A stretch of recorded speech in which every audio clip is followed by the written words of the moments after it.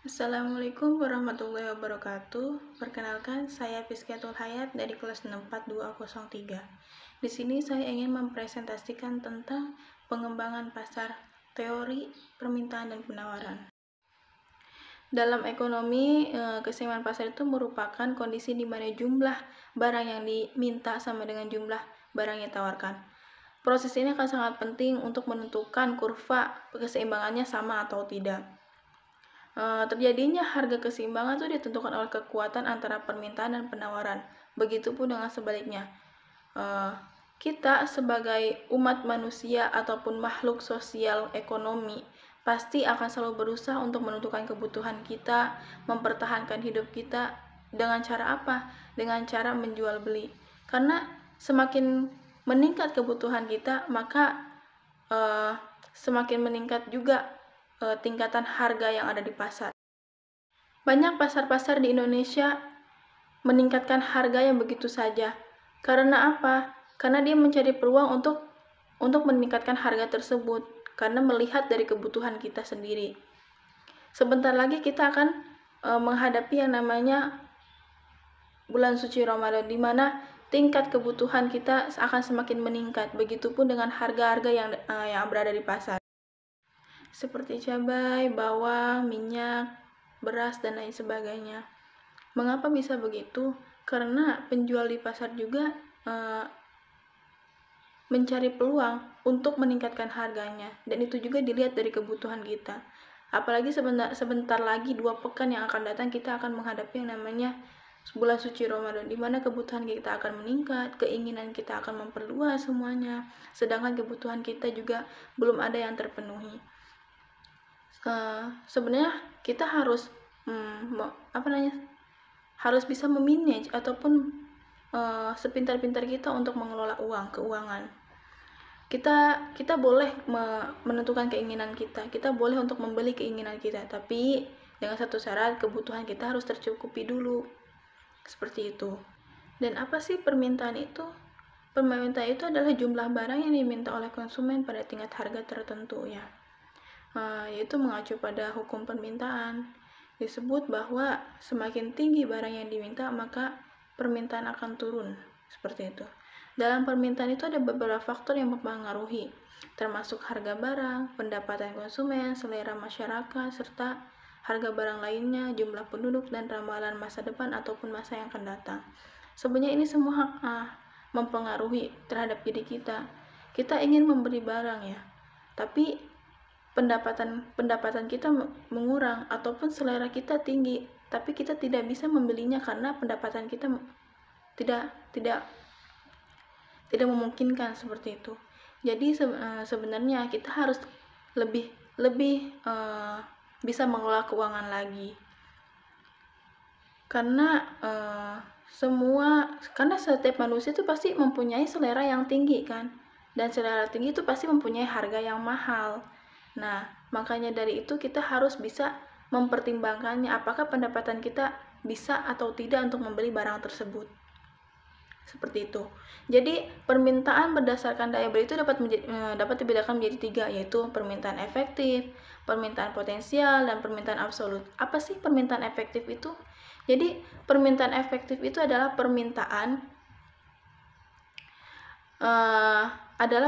masyarakat terhadap suatu barang atau jasa yang disertai dengan daya beli.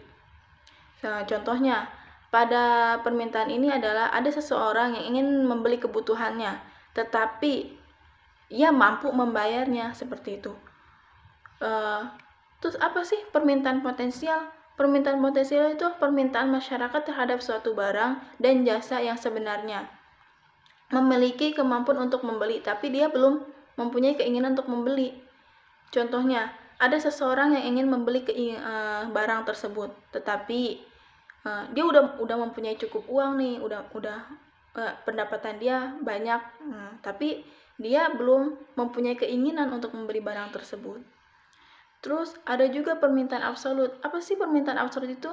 Yaitu permintaan konsumen terhadap satu barang atau jasa yang tidak disertai dengan daya beli. Pada permintaan absolut ini konsumen tidak mempunyai kemampuan ataupun uang untuk membelinya. Contohnya apa? Jadi ada seseorang yang ingin membeli keinginannya ataupun barang yang dia inginkan, tetapi dia belum mempunyai cukup uang untuk membelinya, sehingga keinginan yang dia ingin dibeli itu, jadi keinginan untuk membeli barang tersebut belum bisa terpenuhi. Apa perbedaannya? Jadi permintaan efektif, permintaan potensial sama permintaan absolut itu sangat-sangat berbeda. Kenapa? Permintaan efektif itu adalah orang yang memenuhi kebutuhannya sehingga dia mampu membayarnya, ataupun bisa dikatakan sesuai dengan kebutuhannya dan pendapatannya. Terus apa sih permintaan potensial? Permintaan potensial itu adalah orang yang mempunyai uang tapi dia belum mempunyai keinginan untuk membeli barang tersebut, seperti itu. Terus apa sih permintaan absolut? Permintaan absolut itu adalah dia yang mempunyai keinginan barang tersebut tapi dia belum mempunyai cukup uang untuk membelinya, sehingga keinginan tersebut ditunda terlebih dahulu, seperti itu. Kita lanjut ke penawaran. Penawaran adalah jumlah barang yang ditawarkan oleh produsen pada tingkat harga atau waktu tertentu. Mengacu pada hukum penawaran itu diketahui harga mengalami peningkatan, maka jumlah yang ditawarkan juga mengalami peningkatan pada kondisi tersebut. Tidak jauh bedanya dengan penerimaan, jadi penawaran juga mempengaruhi oleh hal-hal seperti harga barang dan selera masyarakat. Itu sebanding ya, berbalik jika diurutkan. Penawaran juga dipengaruhi oleh harga barang serta harga yang terlebih dahulu. Terlihat itu diikuti oleh biaya produksi, biaya teknologi, tujuan perusahaan, dan baru selera masyarakat. Sebenarnya penawaran ini tergantung ya, contohnya kepada perusahaan. Jadi kalau misalkan emang perusahaan membuat produksi ataupun semacam barang seperti itu, banyak ya di Indonesia perusahaan-perusahaan manufaktur seperti kimia, lemari, terus juga makanan, kopan, sepatu, dan masih banyak lagi. Itu tergantung pada perusahaan tersebut, dia membuat produk ini bertujuan untuk apa, sesuai dengan selera masyarakat. Itu harus lebih dipertimbangkan, karena bagi perusahaan itu mengeluarkan produksi itu tidak sedikit biaya. Dia itu harus lebih teliti lagi, apakah masyarakat harus lebih menganalisis lagi apakah masyarakat suka dengan barang tersebut ataupun produk tersebut, seperti itu. Karena kalau misalkan memang barang tidak menganalisis langsung kerjasamanya kurang, terus juga langsung membuat barang tersebut tanpa meminta persetujuan lagi dari atasan, itu akan berdampak tinggi, ataupun dalam kita itu mempunyai kesalahan yang tinggi. Karena apa? Belum tentu masyarakat menyukai barang tersebut. Itu harus dirundingkan dulu, di briefing dulu oleh semua pekerja-pekerja yang ada di perusahaan tersebut. Apalagi pengusaha yang pertama itu harus tahu barang apa lagi nih harus diluncurkan, yang harus dibuka kembali agar masyarakat itu bisa suka ataupun sesuai dengan selera masyarakat, seperti itu. Jadi menurut saya juga keseimbangan pasar juga mengacu pada pendapatan negara, karena ini juga akan berpengaruh pada terhadap kinerja dan perusahaan lainnya. Karena pajak yang ada di Indonesia itu juga mengalami penurunan, karena pendapatan biaya yang mereka dapatkan itu tidak sebanding dengan apa yang mereka harapkan, seperti itu. Belum lagi kita kan sekarang lagi mengalami COVID-19, di mana pendapatan negara ini, khususnya negara Indonesia, pada tahun 2020 yang lalu mencapai 664,32 triliun, tepatnya pada bulan Mei. Itu mengalami penyusutan 9,2%. Di sini juga berpengaruh banyak terhadap kinerja yang ada di Indonesia, seperti yang ada di perusahaan, di mana buruh-buruh di PHK dan tidak mendapatkan penghasilan sama sekali sekarang ini, sehingga dia mempunyai aset, bahkan mobil, terus juga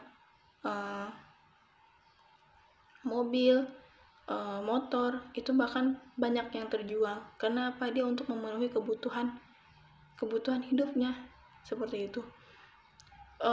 Ada juga pendapatan negara, seperti perusahaan juga ekspor mengimpor itu diberhentikan di luar negeri maupun di dalam negeri. Mungkin cukup ini yang bisa saya sampaikan. Mungkin ada kurang-kurang kata ataupun kata-kata yang tidak berkenan dalam presentasi saya. Saya juga masih tahap pembelajaran, mohon dimaklumi. Wabillahi taufik wal hidayah. Assalamualaikum warahmatullahi wabarakatuh.